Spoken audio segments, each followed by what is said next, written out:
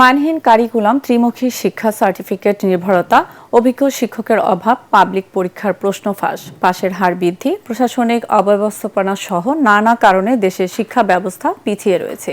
ATN Bangla Ispahani Mirzapur শুভরাত্রি অনুষ্ঠানে এমন মূল্যায়ন দিলেন শিক্ষা প্রতিমন্ত্রী ববি হাজ্জাজ। জানালেন, কর্মমুখী শিক্ষার উপর গুরুত্ব দিয়ে কারিকুলাম ঢেলে সাজানোর পরিকল্পনা করছে নতুন সরকার। অন্যদিকে এটিএন বাংলার বার্তা পরিচালক হাসান আহমেদ চৌধুরী কিরণ মনে করেন, জ্ঞান ও প্রযুক্তি নির্ভরতা শিক্ষায় মানুষকে স্বাবলম্বী হিসেবে গড়ে তোলে। তহিদুর রহমান তুহির রিপোর্ট। কারিকুলাম, ত্রিমুখী শিক্ষা ব্যবস্থা, সার্টিফিকেট নির্ভরতা। একবিংশ শতাব্দীর চ্যালেঞ্জ মোকাবেলায় শুধু পুঁথিগত বিদ্যা নয়, বিশ্বজুড়ে দক্ষতার কদর বাড়ছে। এই বাস্তবতাকে পাশ কাটিয়ে এগোতে পারছে না বাংলাদেশ। সার্টিফিকেটধারী বেকারের সংখ্যা দিন দিন বেড়েই চলেছে। বেকারত্ব কমিয়ে আনতে বর্তমান সরকার এখন সবচেয়ে বেশি জোর দিচ্ছে কর্মমুখী শিক্ষায়। এটিএন বাংলায় ইস্পাহানী মির্জাপুর শুভরাত্রি অনুষ্ঠানে অংশ নিয়ে এসব কথা জানান শিক্ষা, প্রাথমিক ও গণশিক্ষা মন্ত্রণালয়ের প্রতিমন্ত্রী ববি হাজ্জাজ। সবচেয়ে গুরুত্বপূর্ণ আসলে আপনার ওই সেকেন্ডারি, হায়ার সেকেন্ডারি পর্যন্ত এডুকেশন। এরপর সবার যে পারসিউ করার দরকার আছে তাও না। আমাদের সায়েন্স ডিগ্রির প্রয়োজন, যারা কার্যকরী ইঞ্জিনিয়ার্সদের প্রয়োজন। আবার শুধু ডিগ্রি না, ডিগ্রি ছাড়াও আমাদের টেকনিশিয়ানসদের প্রয়োজন।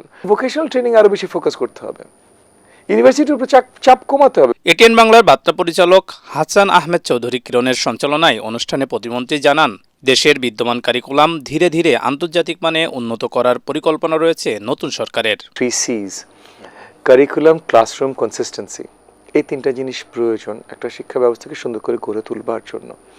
টেক্সট বুক, আপনার টিচারের ট্রেনিং, টিচারের এবিলিটি, ক্লাসরুমে অ্যাকচুয়ালি কি কি শেখানো হবে, এই সব কিছু তৈরি করে কিন্তু কারিকুলাম গ্লোবাল স্ট্যান্ডার্ডে আনতে হবে।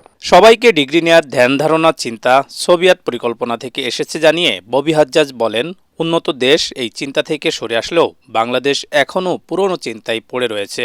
50-এর দশকে আমাদের ইন্টেলেকচুয়াল ক্লাসের ভিতরে একটা চিন্তাধারা আসে যে ইন্টেলেকচুয়াল ইজ এই যে কাগজে কলমে ইন্টেলেকচুয়াল। তাই বাংলাদেশের আপনার এডুকেশন সিস্টেম এখনো ওই 50 বছর পুরনো সোভিয়েত প্ল্যানিং বিশ্বাস করে। এইভাবে আমরা আগাতে পারবো না। এর জন্য বলছি আমাদের বৃহত্তর চেঞ্জেস দরকার।